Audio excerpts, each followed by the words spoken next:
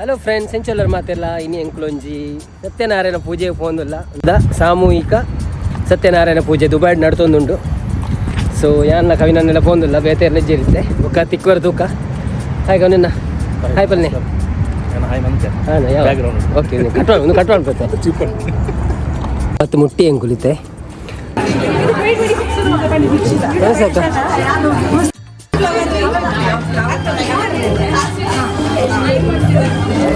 ಪೂರ ಬರ್ತಾರೆ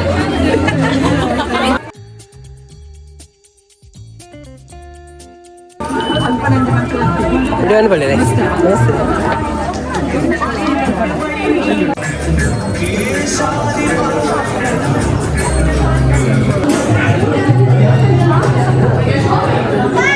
ಸ್ಟಾರ್ಟಿಂಗ್ ಇಡ ಬೈದಿನಕ್ಲಿಗೆ ಮಾತೆರೆಗ್ಲ ಚಾಲ ಬನ್ಸಲ ಉಂಡು. ಕರ್ಮಭೂಮಿ ಪುಣ್ಯಭೂಮಿ ದುಬೈಯ ಮಣ್ಣಿನಲ್ಲಿ ಸಾಮೂಹಿಕ ಸತ್ಯನಾರಾಯಣ ಪೂಜೆಯ ಪ್ರಾರಂಭಕ್ಕೆ ನಾವೆಲ್ಲ ಇವಾಗ ಸಾಕ್ಷಿ ಆಗ್ತಿದ್ದೇವೆ. ಇಲ್ಲಿಂದ ನಂತರ ನಮ್ಮ ಪೂಜಾ ವಿಧಿವಿಧಾನಗಳು ನಡೀಲಿಕ್ಕಿದೆ. ಸಾಮೂಹಿಕ ಸತ್ಯನಾರಾಯಣ ಸಮಿತಿಯ ಸದಸ್ಯರು ಎಲ್ಲರೂ ಇಲ್ಲಿ ಬರಬೇಕಿಲ್ಲಿ. ಪರವಾಗಿ ಇವತ್ತು ಈ ಪೂಜೆಯಲ್ಲಿ ಪಾಲ್ಗೊಳ್ಳಲಿಕ್ಕಿದ್ದಾರೆ. ಪೂಜಾ ವಿಧಿವಿಧಾನಗಳನ್ನು ಶ್ರೀ ರಘುರಾಜ್ ಭಟ್ ಇವರ ಪೌರೋಹಿತ್ಯದಲ್ಲಿ ನಾವು ನಡೆಸಲಿಕ್ಕಿದ್ದೇವೆ. ಬಹುಶಃ ಇವತ್ತಿನ ಒಂದು ವಿಶೇಷ ದೃಶ್ಯಕ್ಕೆ ನೀವು ಸಾಕ್ಷಿ ಆಗ್ತಿದ್ದೀರಾ. ವೇದಿಕೆಯ ಮೇಲೆ ಮಕ್ಕಳು ಕುಳಿತುಕೊಂಡಿದ್ದಾರೆ. ಮಕ್ಕಳು ದೇವರ ಸಮಾನ. ಇವತ್ತು ಆ ಮಕ್ಕಳ ಬಾಯಿಯಲ್ಲಿ ಬರುವಂತ ಭಕ್ತಿ ಗೀತೆಗಳು ಶ್ರೀಮನ್ ನಾರಾಯಣನಿಗೆ ತಲುಪಿ ಸಂಪೂರ್ಣ ಅನುಗ್ರಹಕ್ಕೆ ನಾವೆಲ್ಲ ಪಾತ್ರರಾಗ್ತೇವೆ. ಮುಂದಿನ ಇದನ್ನು ಪುರೋಹಿತರಾದಂಥ ರಘು ಭಟ್ರವರು ನಡೆಸಿಕೊಡಲಿದ್ದಾರೆ.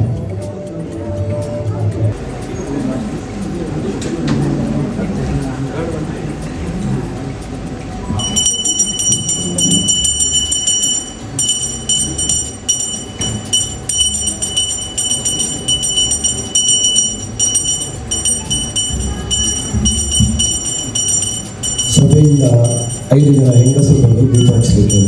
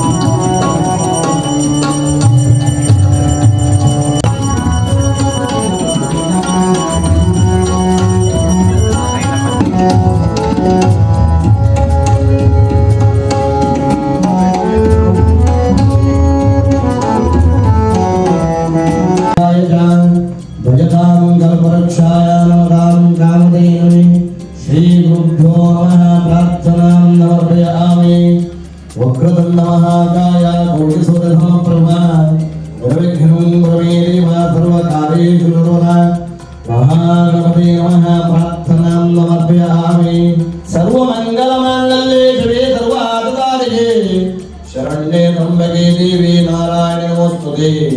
ಧ್ಯಾಯೇತ್ ಸತ್ಯಗುಣಾತೀತಗುಣತ್ರಯಮಣಿತಂ ಲೋಕನಾಥಂ ಲೋಕೇಶಂ ಕೌಸ್ತುಭಾಭರಣಂ ಮಣಿಂ ನೀಲವರ್ಣಂ ವೇದವಾದಂ ದೇವತ್ಸವರ ಪೂಜನಂ ಗೋವಿಂದಂ ಗೋಕುಲಾನಂದಂ ಬ್ರಹ್ಮಾದೇವ ಪೂಜನಂ ಲಕ್ಷ್ಮೀ ಸದರ್ಶಿ ಸತ್ಯನಾರಾಯಣ ಸ್ವಾಮಿನೇ ನಮಃ.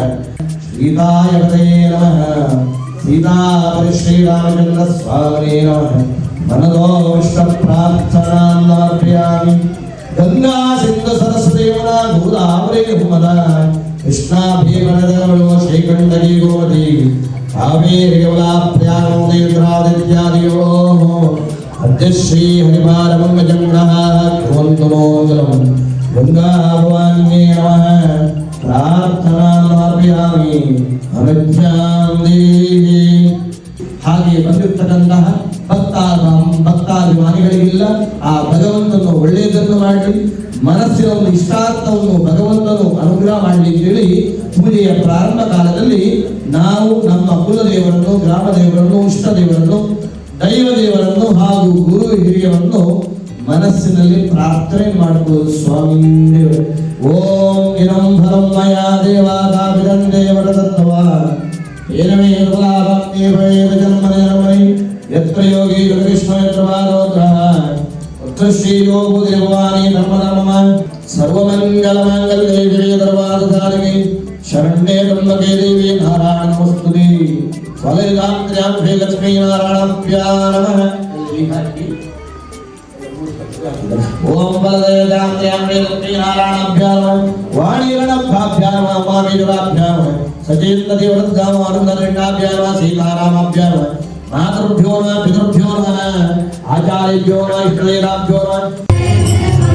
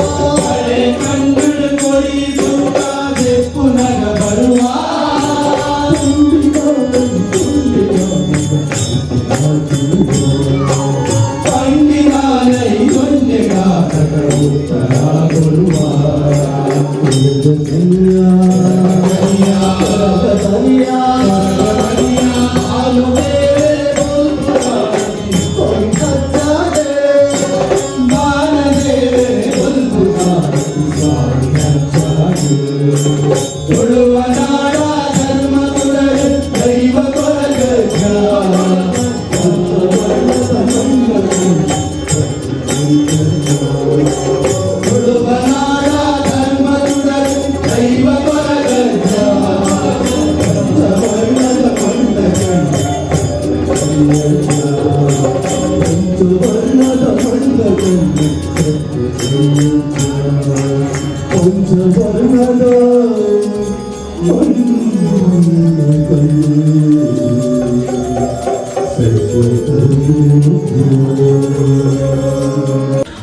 ಭಜನಾ ಸೇವೆಯನ್ನು ಆಲಿಸುತ್ತಾ ಎಲ್ಲರೂ ತನ್ಮಯರಾಗಿದ್ದೀರಾ.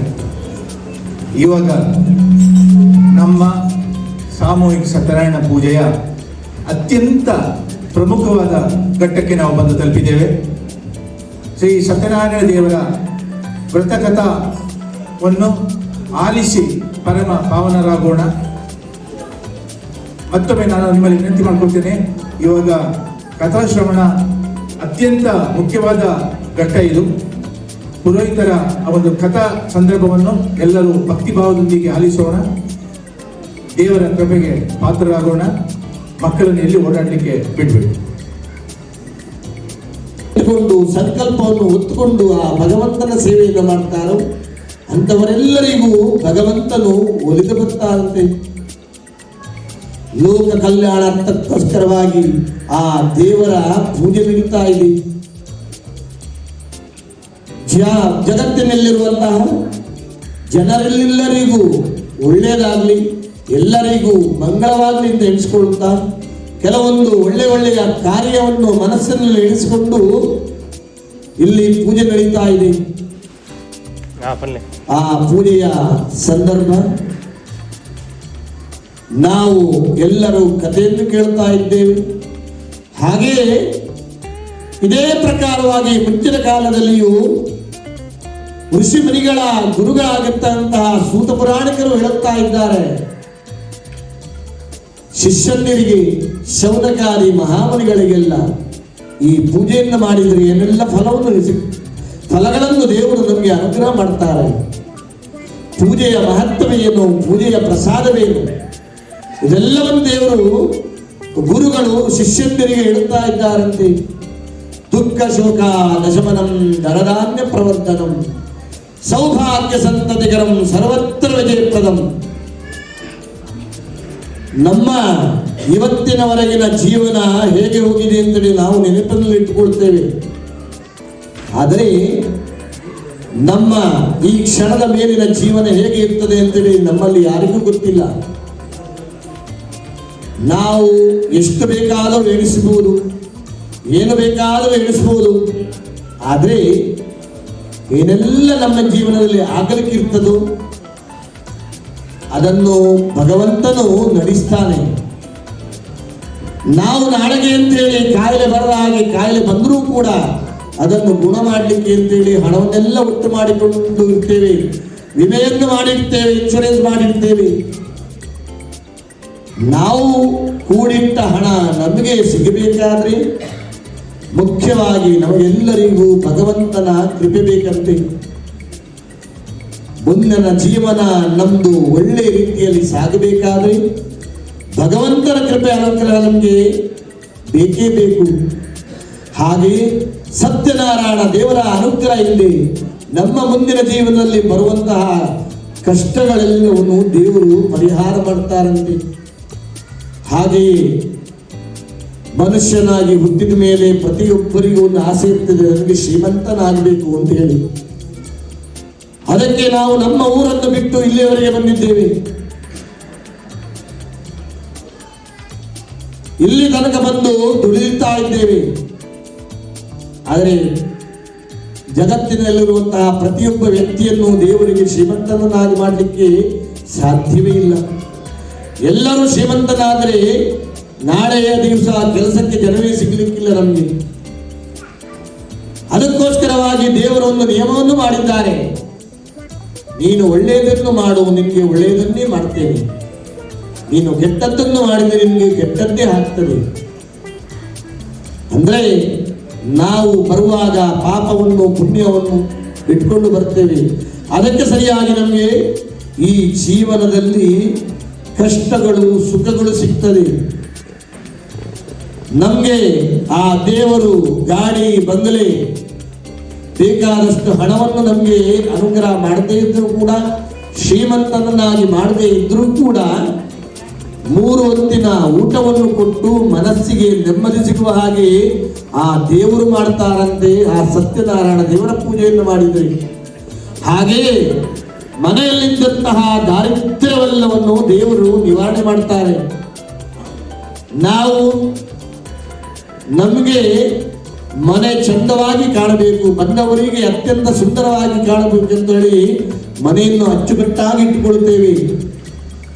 ಆದರೆ ಕೆಲವೊಮ್ಮೆ ನಮ್ಮ ಕಣ್ಣಿಗೆ ಕಾಣದೇ ಇರುವಂತಹ ಹಲವಾರು ದಾರಿದ್ರ್ಯಗಳು ನಮ್ಮ ಮನೆಯಲ್ಲಿ ನಮಗೆ ಕಾಣಲಿಕ್ಕೆ ಸಿಗುವುದಿಲ್ಲ. ಆದರೆ ನಮಗೆ ತೊಂದರೆಯನ್ನೂ ಕೂಡ ಕೊಡುವುದು ಬಿಡುವುದಿಲ್ಲ.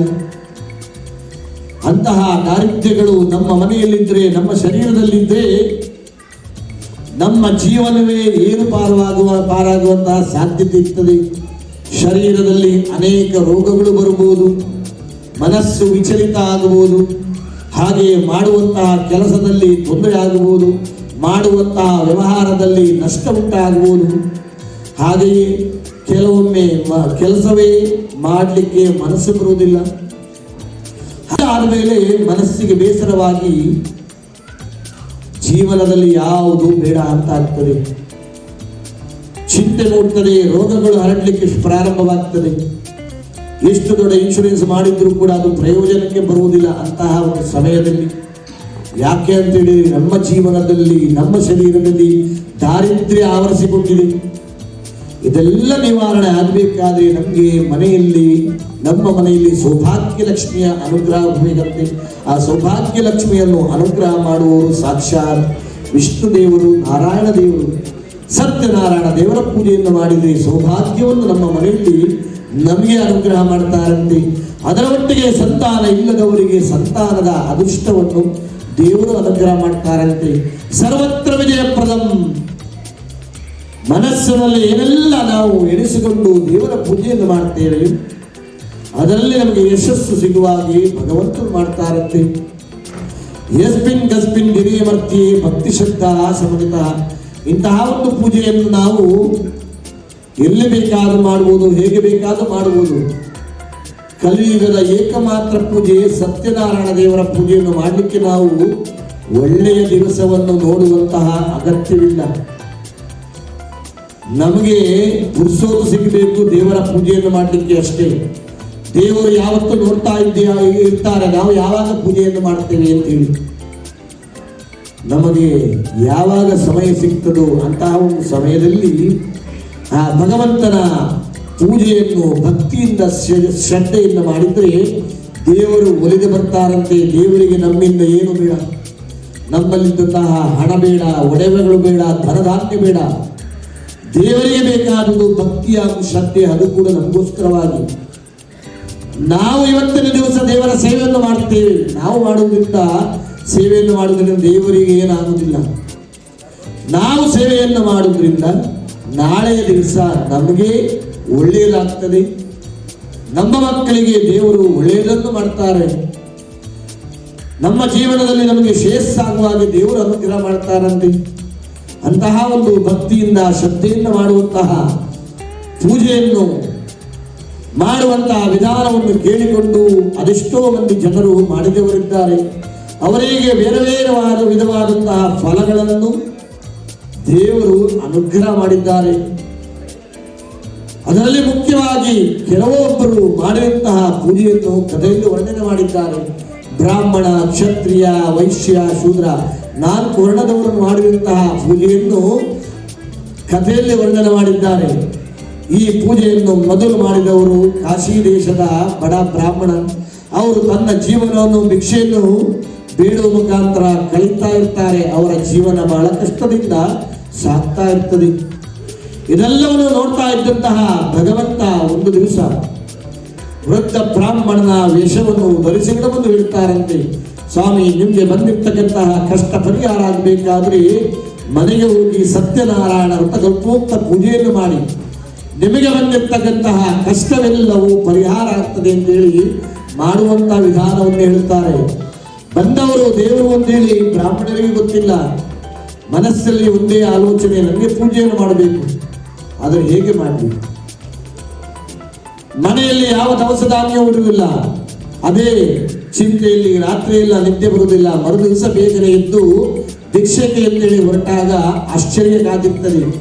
ಯಾರೆಲ್ಲ ಬ್ರಾಹ್ಮಣರು ಬರುವಾಗಲೇ ಬಾಗಿಲನ್ನು ಹಾಕ್ತಾ ಇದ್ರು. ಅವರೆಲ್ಲ ಬ್ರಾಹ್ಮಣರ ಬರುವಿಕೆಯಲ್ಲಿ ನೋಡ್ತಾ ಇರ್ತಾರೆ. ಬ್ರಾಹ್ಮಣರು ಬಂದ ಕೂಡಲೇ ಮನೆಯ ಒಳಗೆ ಕರೆದು ಸತ್ಕಾರವನ್ನು ಮಾಡಿ ಭಿಕ್ಷೆಯನ್ನು ಹಾಕಲಿಕ್ಕೆ ಪ್ರಾರಂಭ ಮಾಡ್ತಾರಂತೆ. ಇದೆಲ್ಲ ದೇವರ ಅನುಗ್ರಹದಿಂದ ಆಗಿದೆ ಅಂತೇಳಿ ಎಣಿಸಿಕೊಂಡು ಭಕ್ತಿಯಿಂದ ಶ್ರದ್ಧೆಯಿಂದ ಸಿಕ್ಕಿದಂತಹ ಭಿಕ್ಷೆಯನ್ನೆಲ್ಲ ಒಟ್ಟುಗೂಡಿಸಿಕೊಂಡು ದೇವರ ಪೂಜೆಯನ್ನು ಮಾಡಿಸ್ತಾರೆ. ಬಂಧು ಬಾಂಧವರ ಸಮ್ಮುಖದಲ್ಲಿ ಮಾಡಿಸಿದಂತಹ ಪೂಜೆಯನ್ನು ದೇವರು ಸಂತೋಷದಿಂದ ಸ್ವೀಕಾರ ಮಾಡಿಕೊಂಡು ಅವರ ಜೀವನದಲ್ಲಿ ಬಂದಿರತಕ್ಕಂತಹ ದಾರಿದ್ರ್ಯವೆಲ್ಲವನ್ನು ದೇವರು ಪರಿಹಾರ ಮಾಡಿದ್ದಾರೆ. ದೇವರು ನನಗೆ ಒಳ್ಳೆಯದು ಮಾಡಿದ್ದಾರೆ ಅಂತೇಳಿ ಹಾಗೆಯೇ ಮರೆತು ಬಿಡುವುದಿಲ್ಲ. ತಿಂಗಳ ಈ ಪೂಜೆಯನ್ನು ಮಾಡ್ತಾ ಬರ್ತಾರೆ. 48 ತಿಂಗಳು ಅಂತೇಳಿ 4 ವರ್ಷ ದೇವರ ಪೂಜೆಯನ್ನು ಮಾಡಿ ಕಡೆಗೆ ಉದ್ಯಾಪನೆಯನ್ನು ಮಾಡ್ತಾರೆ. ಆ ಭಗವಂತನ ಸಂಪೂರ್ಣವಾದಂತಹ ಕೃಪಾ ಕಟಾಕ್ಷಕ್ಕೆ ಬ್ರಾಹ್ಮಣರು ಒಳಗಾಗಿದ್ದಾರೆ. ಅದೇ ಊರಿನಲ್ಲಿ ಕಟ್ಟಿಗೆ ಮಾರುವಂತಹ ಒಬ್ಬ ವ್ಯಾಪಾರಿ, ಅವರಿಗೂ ಕೂಡ ಬ್ರಾಹ್ಮಣರ ಹಾಗೆ ಬಹಳ ಕಷ್ಟ ಇತ್ತು. ಅನುಗ್ರಹದಿಂದ ನೀನು ಹುಟ್ಟಿದ್ದೀಯ, ದೇವರ ಪೂಜೆಯನ್ನು ಮಾಡ್ತೇವೆ ಅಂತೇಳಿ ನಾವು ಹರಕೆಯನ್ನು ಹೊತ್ತಿದ್ರಿಂದ ದೇವರು ನಿನ್ನನ್ನು ಅನುಗ್ರಹ ಮಾಡಿದ್ದಾರೆ. ನಮಗೆ ಕೇವಲ ಹರಕೆಯನ್ನು ಹೊತ್ತಿದ್ದು ಮಾತ್ರ ಇಷ್ಟವರೆಗೆ ಮಾಡಿದ್ದೇ ಇಲ್ಲ. ಇವತ್ತಿನ ದಿವಸ ನಿನ್ನ ಕೈಯಿಂದಲೇ ದೇವರು ನೆನಪನ್ನು ಮಾಡ್ತಾ ಇದ್ದಾರೆ, ದೇವರ ಪೂಜೆಯನ್ನು ಮಾಡು ಅಂತೇಳಿ. ಹಾಗಾಗಿ ಖಂಡಿತವಾಗಲೂ ಇಷ್ಟೆಲ್ಲ ಕಷ್ಟ ಬಂದಿರಬಹುದು. ಸತ್ಯನಾರಾಯಣ ದೇವರ ಪೂಜೆಯನ್ನು ಬಾಕಿಟ್ಟಿದ್ದರಿಂದ ಹೇಳಿ ಮರುದಿವಸವೇ ದೇವರ ಪೂಜೆಯನ್ನು ಮಾಡಿಸ್ತಾರೆ. ಸಣ್ಣ ರೀತಿಯಲ್ಲಿ ಮಾಡಿಸಿದಂತಹ ಪೂಜೆಯನ್ನು ಭಗವಂತನು ಸಂತೋಷದಿಂದ ಸ್ವೀಕಾರ ಮಾಡಿಕೊಂಡು ಯಾವ ರಾಜವರನ್ನು ಕಾರಾಗೃಹದಲ್ಲಿ ಹಾಕಿದ್ನೋ ಒಂದು ದಿವಸ ನಿತ್ಯದಲ್ಲಿ ಬಂದು ಹೇಳ್ತಾರಂತೆ, ರಾಜನ್ ಬಹಳಷ್ಟು ವರ್ಷಗಳ ಹಿಂದೆ 2 ವ್ಯಾಪಾರಿಗಳನ್ನು ಕಳ್ಳರು ಅಂತ ಹೇಳಿ ಕಾರಾಗೃಹಕ್ಕೆ ಹಾಕಿದ್ದೆ. ಅವರು ಕಳ್ಳರಲ್ಲ, ವ್ಯಾಪಾರಿಗಳು. ನನ್ನ ಒಂದು ಶಾಪದಿಂದಾಗಿ ಕಳ್ಳರಾಗಿ ಮಾರ್ಪಾಡಾಗಿದ್ದಾರೆ. ಹಾಗಾಗಿ ನಾಳೆಯ ದಿವಸ ಅವರನ್ನು ಬಿಡಿಸಬೇಕು, ಇಲ್ಲವಾದಲ್ಲಿ ನಿನ್ನ ಸರ್ವನಾಶವನ್ನು ನಾನು ಮಾಡ್ತೇನೆ ಅಂತೇಳಿ ದೇವರು ಹೆದರಿಸ್ತಾರೆ. ರಾಜ ಸತ್ಯವಾಗಲೂ ಹೆದರಿ ಹೋಗ್ತಾರೆ. ಮರುದಿವಸ ಬೇಗನೆ ಎದ್ದು ಅವರನ್ನು ಕಾರಾಗೃಹದಿಂದ ಬಿಡಿಸಿ ಅವರ ಹತ್ರ ಕ್ಷಮೆಯನ್ನು ಕೇಳಿಕೊಂಡು ಅವರ ದೇಶಕ್ಕೆ ಹಿಂದಕ್ಕೆ ಕಳಿಸ್ತಾನೆ. ಬೇಕಾದಷ್ಟು ದವಸ ಧಾನ್ಯವನ್ನು ಕೊಟ್ಟು ದೇವರು ಯೋಚನೆ ಮಾಡ್ತಾರೆ, ಇಷ್ಟೆಲ್ಲ ನಾನು ಕಷ್ಟವನ್ನು ಕೊಟ್ಟೆ, ಇನ್ನಾದರೂ ನನ್ನ ನೆನಪು ಬಂದಿರಬಹುದಾ ಅಂತೇಳಿ ಯೋಚನೆಯನ್ನು ಪರೀಕ್ಷೆಯನ್ನು ಮಾಡಲಿಕ್ಕೆ ಇವರು ಮನೆಗೆ ಅಂತೇಳಿ ಹೊರಟಾಗ ದಾರಿಯ ಮಧ್ಯದಲ್ಲಿ ಸನ್ಯಾಸಿಯ ವೇಷದಲ್ಲಿ ಬಂದು ಭವತಿ ಭಿಕ್ಷಾಂ ದೇವಿ, ನನಗೆ ಭಿಕ್ಷೆಯನ್ನು ಹಾಕಿ ಅಂತೇಳಿ ವ್ಯಾಪಾರಿ ಅಂತ ಕೇಳ್ತಾರೆ. ವ್ಯಾಪಾರಿ ಅವಸರದಲ್ಲಿ ಮನೆಗೆ ಹೊರಟವ. ಹೆಂಡತಿಯನ್ನು ಮಗಳನ್ನು ನೋಡದೆ ಬಹಳಷ್ಟು ವರ್ಷಗಳಾಗಿತ್ತು. ಅದೇ ಅವಸರದಲ್ಲಿ ಸನ್ಯಾಸಿಯನ್ನು ನೋಡಿದ ಕೂಡಲೇ ಸಿಟ್ಟು ಬರ್ತದೆ. ಅದೇ ಸಿಟ್ಟಿನಲ್ಲಿ ಸುಳ್ಳು ಹೇಳ್ತಾನೆ, ಸ್ವಾಮಿ ಇದರಲ್ಲಿ ನಿಮಗೆ ಕೊಡುವಂತಹ ಯಾವ ದ್ರವ್ಯವೂ ಇಲ್ಲ, ಎಲ್ಲವೂ ಎಲೆಬಳ್ಳಿಗಳಿಂದ ಕೂಡಿದಂತಹ ದೋಣಿಯಾಗಿದೆ, ಇದರಲ್ಲಿ ನಿಮಗೆ ಉಪಯೋಗವಾಗುವುದು ಯಾವುದೂ ಇಲ್ಲ. ಸುಳ್ಳು ಹೇಳ್ತಾನೆ. ತಥಾಸ್ತು ಹೇಳ್ತಾರೆ ದೇವರು. ಕ್ಷಣ ಮಾತ್ರದಲ್ಲಿ ರಾಜ ಕೊಟ್ಟಂತಹ ಯಾವ ದ್ರವ್ಯವೂ ಅಲ್ಲಿರುವುದಿಲ್ಲ, ಬದಲಾಗಿ ಎಲೆಬಳ್ಳಿಗಳಿಂದ ಕೂಡಿದಂತಹ ದೋಣಿ ಸಿಗ್ತದೆ. ಇದೆಲ್ಲವನ್ನು ನೋಡಿದ ಮೇಲೆ ವ್ಯಾಪಾರಿಗೆ ಚಿಂತೆ ಆಗ್ತದೆ, ಇದೆಲ್ಲವನ್ನು ತಗೊಂಡು ಎಲ್ಲಿಗೆ ಹೋಗುದು. ಆದರೆ ಅಲ್ಲಿಯೇ ಹೇಳ್ತಾನೆ, ಇದೆಲ್ಲ ಸನ್ಯಾಸಿಯಿಂದ ಆಗಿರ್ಬೋದು. ಸ್ವಲ್ಪ ಹೊತ್ತಿನ ಮೊದಲು ನಾವು ಸುಳ್ಳನ್ನು ಹೇಳಿದ್ದೇವೆ, ಅದೇ ಪ್ರಕಾರವಾಗಿ ಇದೆಲ್ಲ ಆಗಿ ಹೋಗಿದೆ. ವ್ಯಾಪಾರಿಗೆ ಗೊತ್ತಾಗ್ತದೆ ನನ್ನಿಂದ ತಪ್ಪಾಗಿದೆ ಎಂದು. ಹುಡುಕಿಕೊಂಡು ಹೋದಾಗ ಮರದ ಬುಡದಲ್ಲಿ ದೇವರು ಸನ್ಯಾಸಿ ರೂಪದಲ್ಲಿರ್ತಾರೆ. ಅವರಿಗೆ ಗೊತ್ತಿತ್ತು ದೇವರು ಎಲ್ಲ ಬರ್ತಾರೆ ಅಂತೇಳಿ ಸಾಷ್ಟಾಂಗ ನಮಸ್ಕಾರ ಮಾಡ್ತಾರೆ. ತಪ್ಪನ್ನು ಕ್ಷಮೆಗೆಂದು ಕೇಳಿಕೊಳ್ತಾರೆ. ದೇವರಿಗೆ ಇವರ ಮೇಲೆ ದಯೆ ಬರದೇ ಇದ್ರೂ ಕೂಡ ನಿರಂತರವಾಗಿ ತಾಯಿ ಹಾಗೂ ಮಗಳು ದೇವರ ಪೂಜೆಯನ್ನು ಮಾಡ್ತಾ ಇದ್ದಾರೆ. ಅದಕ್ಕೋಸ್ಕರವಾಗಿ ದೇವರು ತನ್ನ ಒಂದು ದಿವ್ಯ ರೂಪವನ್ನು ವ್ಯಾಪಾರಿಗೆ ತೋರಿಸ್ತಾರಂತೆ. ದೇವರ ದಿವ್ಯ ರೂಪ ನೋಡಿದ ಕೂಡಲೇ ವ್ಯಾಪಾರಿಗೆ ತನ್ನ ತಪ್ಪಿನ ಅರಿವಾಗ್ತದೆ. ತನ್ನ ಜೀವನದಲ್ಲಿ ಏನೆಲ್ಲ ತಪ್ಪುಗಳನ್ನು ಮಾಡಿದ್ದು ಒಂದೊಂದಾಗಿ ನೆನಪಿಗೆ ಬರಲಿಕ್ಕೆ ಪ್ರಾರಂಭವಾಗ್ತದಂತೆ. ನನ್ನನ್ನು ಪರೀಕ್ಷೆ ಮಾಡಲಿಕ್ಕೆ ಸ್ವತಃ ದೇವರೇ ಬಂದಿದ್ದಾರಂತೇಳಿ ಎಣಿಸಿಕೊಂಡು ದೇವರ ಪಾದಗಳಿಗೆ ಬಿದ್ದು ಹೊರಡ್ತಾ ಇದ್ದಾನೆ, ಕ್ಷಮೆಯನ್ನು ಕೇಳ್ತಾ ಇದ್ದಾನೆ. ಕ್ಷಮಾ ಸಾಗರ ಆಗಿರ್ತಕ್ಕಂತಹ ಭಗವಂತ ಅವರೆಲ್ಲರಿಗೂ ಕ್ಷಮೆಯನ್ನು ಕೊಟ್ಟು ಅಲ್ಲಿಂದ ಹೊರಟು ಹೋಗ್ತಾರೆ. ವ್ಯಾಪಾರಿಗೆ ಗೊತ್ತಾಗಿದೆ ಯಾಕೆ ಇಷ್ಟೆಲ್ಲ ಕಷ್ಟಗಳು ಬಂದಿದೆ ಎಂದು. ಸತ್ಯನಾರಾಯಣ ದೇವರ ಪೂಜೆಯನ್ನು ಬಾಕಿ ಇಟ್ಟಿದ್ದರಿಂದ ಆದಷ್ಟು ಬೇಗ ಮನೆಗೆ ತಲುಪಿ ಮೊದಲು ಪೂಜೆಯನ್ನು ಮಾಡಬೇಕು ಅಂತೇಳಿ ಅಳಿಯನ ಹತ್ರ ಹೇಳಿ ಮನೆಗೆ ಹೊರಡ್ತಾರೆ. ಈ ಸುದ್ದಿ ತಾಯಿ ಹಾಗೂ ಮಗಳಿಗೆ ಮುಟ್ತಾರೆ. ಇಬ್ಬರು ಸೇರಿಕೊಂಡು ದೇವರ ಪೂಜೆಯನ್ನು ಮಾಡ್ತಾ ಇದ್ರು. ಗಂಡಂದಿರು ಮನೆಗೆ ಬರಬೇಕು ಅಂತೇಳಿ ಗಂಡಂದಿರು ಮನೆಗೆ ಬಂದಂತಹ ಸುದ್ದಿ ತಿಳಿದ ಕೂಡಲೇ ತಾಯಿ ಮಗಳ ಹತ್ರ ಹೇಳ್ತಾಳೆ, ಮಗಳೇ ನೀನು ಪೂಜೆಯನ್ನು ಮಾಡ್ತಾ ಇರು ನಿಧಾನವಾಗಿ, ನಾನು ಹೋಗಿ ಅವರನ್ನು ಕರೆತರ್ತೇನೆ. ತಾಯಿ ಯೋಚನೆ ಮಾಡ್ತಾಳೆ, ನನಗೂ ಗಂಡ ಇದ್ದಾನೆ, ನಾನು ನೋಡದೆ ಕೆಲವು ವರ್ಷ ಆಯಿತು, ನಾನು ಯಾಕಿರಲಿ ಅಂತೇಳಿ ತಾಯಿಗೆ ಹಿಂದೆ ಬರ್ತಾಳೆ. ಪೂಜೆಯನ್ನು ಅರ್ಧದಲ್ಲೇ ಬಿಟ್ಟು ಬಂದಾಗ ಅವಳಿಗೆ ಒಂದು ಆಘಾತ ಕಾದಿರ್ತದೆ. ಗಂಡನ ಹಣ್ಣ ನೋಡಿ ನೀರಿನಲ್ಲಿ ಮುಳುಗಿ ಗಂಡ ಸತ್ತು ಬಿದ್ದಿದ್ದಾನೆ. ನೋಡ್ತಾ ಇದ್ದ ಹಾಗೆ ಯಾರು ಮಾಡುವ ಹಾಗಿರ್ಲಿಲ್ಲ, ಏನು ಮಾಡುವ ಹಾಗಿರ್ಲಿಲ್ಲ. ಗಂಡನ ಒಟ್ಟಿಗೆ ನೀರಿಗೆ ಸಾಯಲಿಕ್ಕೆ ಹೋಗ್ತಾಳಂತೆ. ಆಗ ಅಶರೀರವಾಣಿ ಆಗ್ತದೆ, ವ್ಯಾಪಾರಿ ನಿನ್ನ ಹೆಂಡತಿ ಹಾಗೂ ನಿನ್ನ ಮಗಳು ಸೇರಿಕೊಂಡು ಭಕ್ತಿಪೂರ್ವಕವಾಗಿ ನನ್ನ ಪೂಜೆಯನ್ನು ಮಾಡ್ತಾ ಇದ್ದವರು ನೀವುಗಳು ಬರಬೇಕು ಅಂತೇಳಿ. ನೀವುಗಳು ಬಂದಂತಹ ಸುದ್ದಿಗೆ ನಿನ್ನ ಹೆಂಡತಿ ಮಗಳ ಹತ್ರ ಹೇಳ್ತಾಳೆ, ಮಗಳು ಪೂಜೆಯನ್ನು ಅರ್ಧದಲ್ಲಿ ಬಿಟ್ಟು ಬರ್ತಾಳೆ, ಹಾಗಾಗಿ ನಾನು ಇಷ್ಟೆಲ್ಲ ಕಷ್ಟವನ್ನು ಕೊಟ್ಟಿದ್ದೇನೆ. ವ್ಯಾಪಾರಿಗೆ ಗೊತ್ತಾಗ್ತದೆ ಎಲ್ಲಿ ತಪ್ಪಾಗಿದೆ ಅಂತೇಳಿ. ಪುನೊಮ್ಮೆ ದೇವರ ಹತ್ರ ಕ್ಷಮೆ ಕೇಳಿಕೊಂಡು ಮನೆಗೆ ಹೋಗಿ ಅವರನ್ನೆಲ್ಲ ಕರ್ಕೊಂಡು ಮನೆಗೆ ಹೋಗಿ ಪೂಜೆಯನ್ನೆಲ್ಲ ಮಾಡಿ ಬಂದಿದ್ದರಿಂದ ಕ್ಷಣ ಮಾತ್ರದಲ್ಲಿ ಬಂದಿರತಕ್ಕಂತಹ ಕಷ್ಟವೆಲ್ಲವನ್ನು ದೇವರು ಪರಿಹಾರ ಮಾಡಿದ್ದಾರಂತೆ. ನಾವು ಪೂಜೆಗೆ ಎಷ್ಟು ಮಹತ್ವ ಕೊಡ್ತೇವೆಯೋ ಅಷ್ಟೇ ಮಹತ್ವ ಪ್ರಸಾದಕ್ಕೂ ಕೊಡಬೇಕಂತೆ. ಯಾರೇ ಆಗಲಿ ದೇವರ ಪೂಜೆಯ ಪ್ರಸಾದದ ಮಹತ್ವ ಗೊತ್ತಾಗಿಯೂ ಕೂಡ ಪ್ರಸಾದವನ್ನು ತಿರಸ್ಕಾರ ಮಾಡಿದ್ರೆ ಅವರ ಜೀವನದಲ್ಲಿ ಕಷ್ಟಗಳು ಬರುವಂತಹ ಸಾಧ್ಯತೆಗಳಿರುತ್ತದಂತೆ. ಇದಕ್ಕೆ ಉದಾಹರಣೆಯಾಗಿ ಒಂದು ಕಥೆಯನ್ನು ಹೇಳಿದ್ದಾರೆ. ಪೂರ್ವ ಕಾಲದಲ್ಲಿ 54 ದೇಶದ ಚಕ್ರವರ್ತಿ ತುಂಗಧ್ವಜ ಮಹಾರಾಜ ಎನ್ನುವ ಒಂದು ದಿವಸ ಕಾಡಿನ ಜನರು ಕೊಟ್ಟಂತಹ ಪ್ರಸಾದವನ್ನು ತಿರಸ್ಕಾರ ಮಾಡಿದ್ರಿಂದ ತನ್ನೆಲ್ಲ ರಾಜ್ಯವನ್ನು ಕಳ್ಕೊಳ್ತಾನೆ, 100 ಜನ ಮಕ್ಕಳನ್ನು ಕಳ್ಕೊಳ್ತಾನೆ. ಅರಮನೆ ಬರುವಾಗ ಅರಮನೆ ಇದ್ದ ಹಾಗೆ ಮಾಯವಾಗಿ ಹೋಗ್ತದೆ. ಮಕ್ಕಳೆಲ್ಲ ಸತ್ತು ಬಿದ್ದಿದ್ದಾರೆ. ಇದೇನಪ್ಪ ಆಶ್ಚರ್ಯ, ಇದೆಲ್ಲ ಆಗಿದೆ ಅಂತೇಳಿ ಕೇಳುವಾಗ ಋಷಿ ಸನ್ಯಾಸಿ ಹೇಳ್ತಾರೆ, ಕಾಡಿನ ಜನರು ಕೊಟ್ಟಂತಹ ಪ್ರಸಾದ ತಿರಸ್ಕಾರ ಮಾಡಿದ್ರಿಂದ ಈ ಗತಿ ಬಂದಿದೆ. ನೀನು ಒಬ್ಬ ಚಕ್ರವರ್ತಿ, ನೀನು ಏನೆಲ್ಲ ಮಾಡ್ತೀಯೋ ಜನರೆಲ್ಲ ನೋಡ್ತಾ ಇರ್ತಾರೆ, ಹಾಗೆ ಜನರು ಕೂಡ ಮಾಡ್ತಾರೆ. ನೀನು ಪ್ರಸಾದವನ್ನು ತಿರಸ್ಕಾರ ಮಾಡಿದ್ರಿಂದ ಎಲ್ಲರೂ ಪ್ರಸಾದವನ್ನು ತಿರಸ್ಕಾರ ಮಾಡುವಂತ ಸಾಧ್ಯತೆ ಇರ್ತದೆ. ಹಾಗಾಗಿ ನಿಮಗೆ ಬುದ್ಧಿ ಬರಬೇಕು ಅಂತೇಳಿ ದೇವರು ಇಷ್ಟೆಲ್ಲ ಕಷ್ಟವನ್ನು ಕೊಟ್ಟಿದ್ದಾರೆ.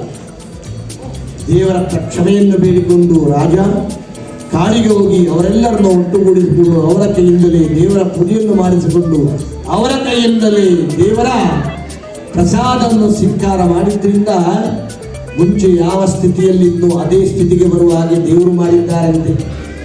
ದೇವರು ಮನಸ್ಸು ಮಾಡಿದ್ರೆ ಈ ಜಗತ್ತನ್ನೇ ಅಲ್ಲೋಲ ಕಲ್ಲೋಲ ಮಾಡಬಹುದು.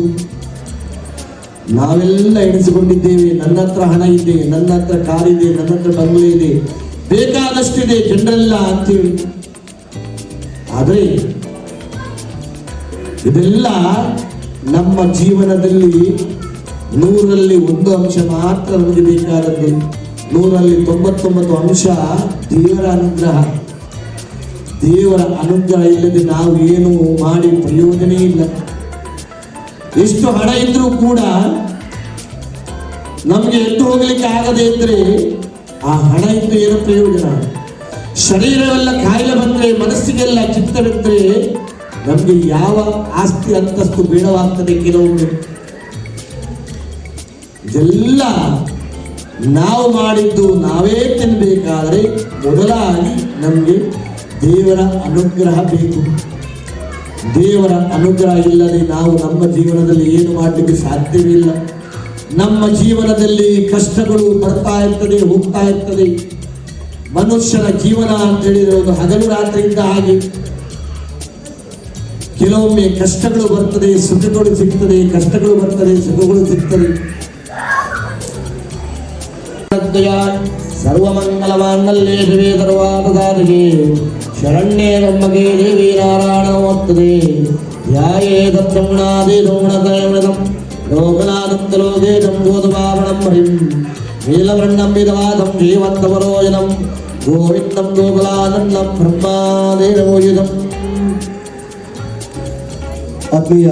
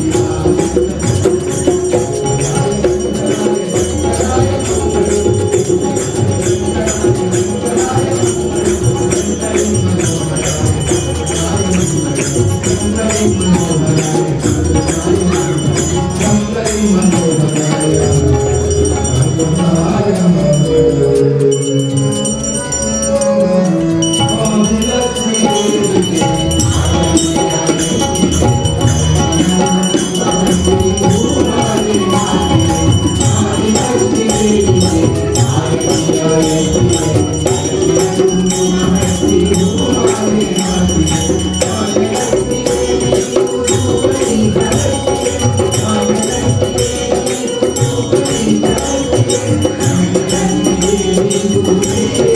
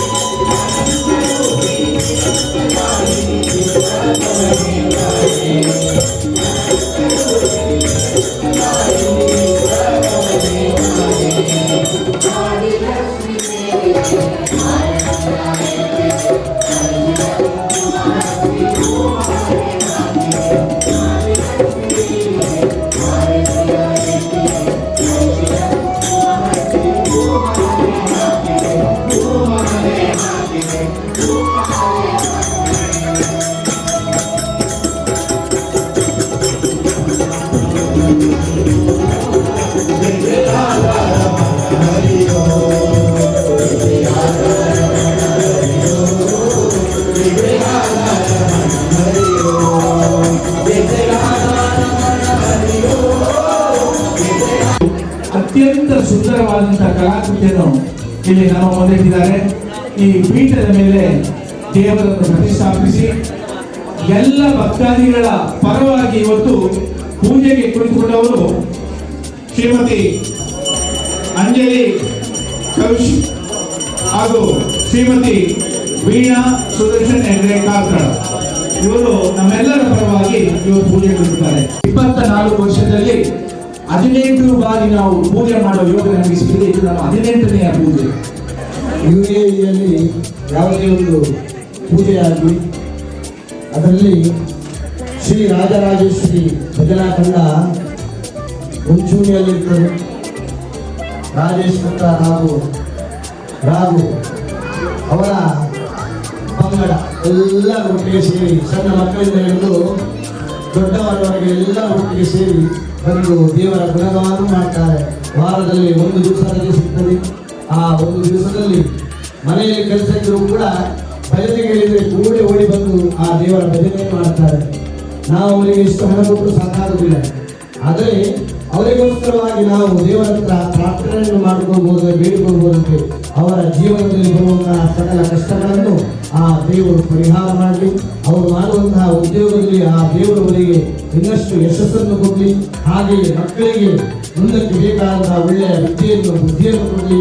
ಅದಕ್ಕಿಂತ ಮೊದಲನೇದಾಗಿ ಶರೀರಕ್ಕೆ ಬೇಕಾದಂತಹ ಆರೋಗ್ಯವನ್ನು ಕೊಡಲಿ. ಅದಕ್ಕಿಂತ ಮುಂಚಿನವಾಗಿ ಮನಸ್ಸಿಗೆ ಬೇಕಾದಂತಹ ನೆಮ್ಮದಿಯನ್ನು ಕೊಟ್ಟು ಅವರ ಸಹಗುಣವನ್ನು ರಕ್ಷಣೆ ಮಾಡುವಂತಹ ಸಮಸ್ತ ಭಾರ ಆ ದೇವರ ಸನ್ನಿಧಾನಕ್ಕೆ ಸೇರಿಕೊಂಡು ಹೇಳಿ ನಾನು ಆ ದೇವರ ಹತ್ರ ಪ್ರಾರ್ಥನೆ ಮಾಡಿಕೊಳ್ಳುತ್ತಾ, ನಾವು ದೇವರನ್ನು ಕರೆದರೆ ದೇವರಿಗೆ ಕುತ್ಕೊಳ್ಳಿ ಮಂತ್ರ ಬರಬೇಕು ಅಥವಾ ಬೇರೆ ಬೇರೆ ಶಾಸ್ತ್ರದಲ್ಲಿ ಬೇರೆ ಬೇರೆ ವಿಧಾನವನ್ನು ಹೇಳಿದ್ದಾರೆ. ಸತ್ಯನಾರಾಯಣ ದೇವರು ಹೇಳಿದರೆ ಅಲಂಕಾರ ಪ್ರಿಯೋ ವಿಷ್ಣುವು, ಈಶ್ವರ ದೇವರು ಹೇಳಿದರೆ ಜಲದಾನ ಪ್ರಿಯೋ ಶಿವ. ದೇವರಿಗೆ ಎಷ್ಟು ಅಭಿಷೇಕ ಮಾಡ್ತೇವೆ ಅಷ್ಟು ಖುಷಿ ಆಗ್ತಾರೆ. ಗಣಪತಿಯವರಿಗೆ ಎಷ್ಟು ಭಕ್ಷ್ಯಪೂಜ್ಯವನ್ನು ತಿಳಿಯುವವರು ಖುಷಿ ಆಗ್ತಾರೆ. ಹಾಗೆ ನಾರಾಯಣ ದೇವರು ಅಲಂಕಾರ ಪ್ರಿಯ. ಆ ರಾಜೇಶ್ ಕುಮಾರ್ ಅವರು ಒಳ್ಳೆಯ ರೀತಿಯಲ್ಲಿ ಹಾಗೂ ಅವರ ತಂಡ ಒಳ್ಳೆಯ ರೀತಿಯಲ್ಲಿ ಆ ದೇವರ ಅಲಂಕಾರವನ್ನು ಮಾಡಿ ದೇವರನ್ನು ಬರಮಾಡಿಕೊಳ್ಳುತ್ತಿದ್ದೇವೆ. ಆ ದೇವರು ಅವರ ತಂಡದವರಿಗೆ ಒಳ್ಳೆಯ ಯಶಸ್ಸನ್ನು ಕೊಡಲಿ. ಆ ಭಗವಂತನ ಶ್ರೀರಕ್ಷೆ ಅವರ ತಂಡದ ಮೇಲೆ ಯಾವತ್ತೂ ಇರಲಿ ಅಂತೇಳಿ ಸತ್ಯನಾರಾಯಣ ಪೂಜಾ ಸಮಿತಿ ಪರವಾಗಿ ಎಲ್ಲರೂ ಒಟ್ಟಿಗೆ ಸೇರಿ ಅವರಿಗೆ ಪ್ರಸಾದವನ್ನು ಕೊಡ್ತಾ ಇದ್ದೇವೆ. ಅಭಿನಂದನೆಗಳು, ಅಭಿವಂದನೆಗಳು. ನಿಮ್ಮ ಸೇವೆ ನಿತ್ಯ ನಿರಂತರವಾಗಿ ಮುನ್ನಡೆಸಿಕೊಂಡು ನಾವು ದೇವರಲ್ಲಿ ಪ್ರಾರ್ಥಿಸೋಣ.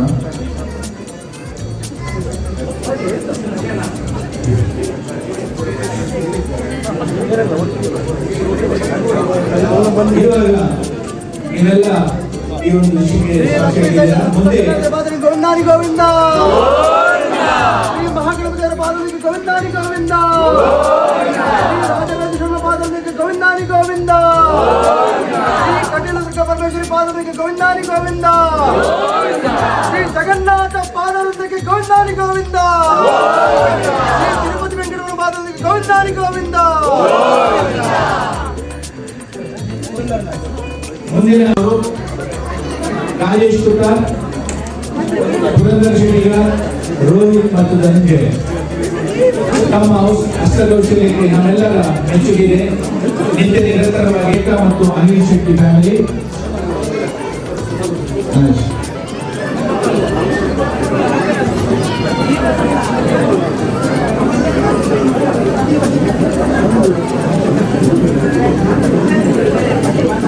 ಶ್ರೀಮತಿ ಸುಗಲತಾ ದಿನೇಶ್ ಶಾಲೆ,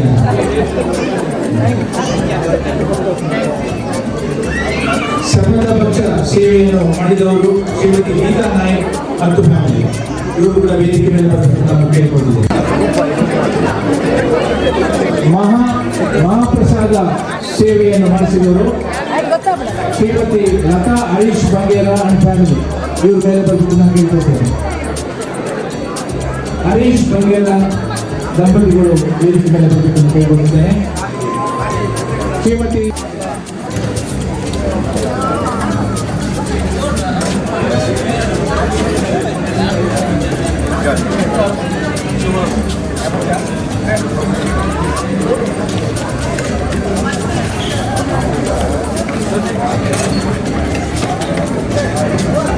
Yo.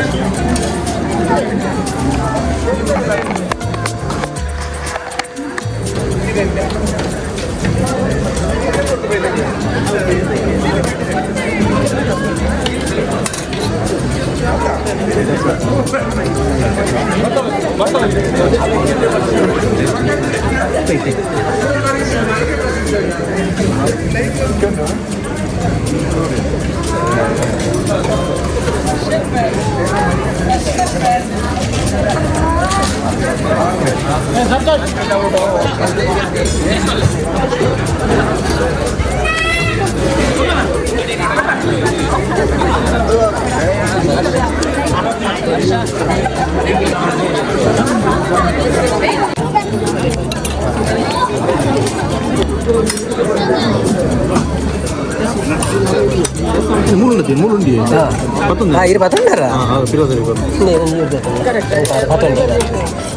Oh, air patundara deh.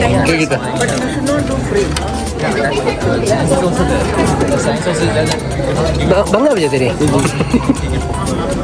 Because when you start doing it, it will complete. Yeah, anything.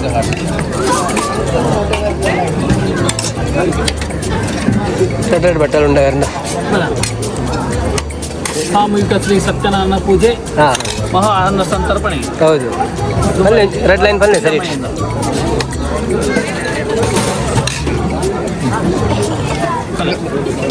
ಎಲ್ಲರೂ ಅನ್ನ ಪ್ರಸಾದವನ್ನು ತಗೊಂಡು ಹೋಗಬೇಕು. ಸತ್ಯನಾರಾಯಣ ದೇವರ ಕೃಪೆಗೆ ಪಾತ್ರರಾಗ್ತಾ ಇದ್ದಾರೆ.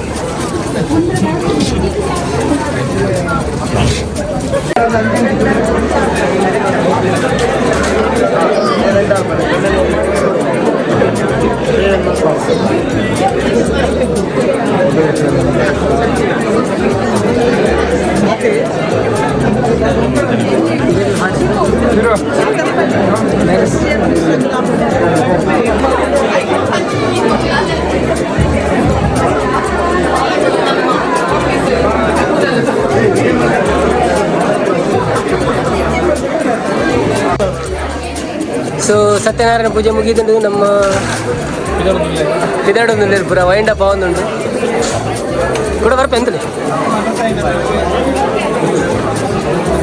ಹರೀಶ್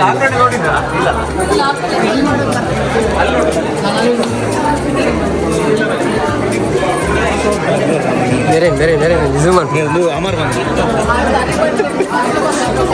मेरे अमर पंद उस्तुवारी सचिವರು ಮೇನ್ ಉಸ್ತುವಾರಿ ಸಾಧಾರಣ ಸಂಘ ಸಂಸ್ಥೆ ಉಸ್ತುವಾರಿ ಮೇಲೆ ಸಂಘ ಸಂಸ್ಥೆದ ಉಸ್ತುವಾರಿ ಇವರೇ ನೋಡುದು ಅಂತೇಳಿ. ಫ್ರೆಂಡ್ಸ್, ಇದೇ ಮುಟ್ಟ ನಿಕುಲ್ತು ಸತ್ಯನಾರಾಯಣ ಪೂಜೆದ ವಿಡಿಯೋನು. ಸೊ ಈ ವಿಡಿಯೋ ನಿಮಗೆ ಇಷ್ಟ ಆದಿತ್ತು ನಾವು ಲೈಕ್ ಕೊಡ್ತೀವಿ, ಸಪೋರ್ಟ್ ಮಾಡ್ಕೊಳ್ಳಿ. ನಾನೊಂದು ಹೊಸ ವಿಡಿಯೋದೊಟ್ಟಿಗೆ ತಿಕ್ಕಗ ಹತ್ತನೇ ವಟ್ಟ ವಿಡಿಯೋ ತೋಂದೆ ಪ್ಲೇ. ಬಾಯ್ ಬಾಯ್.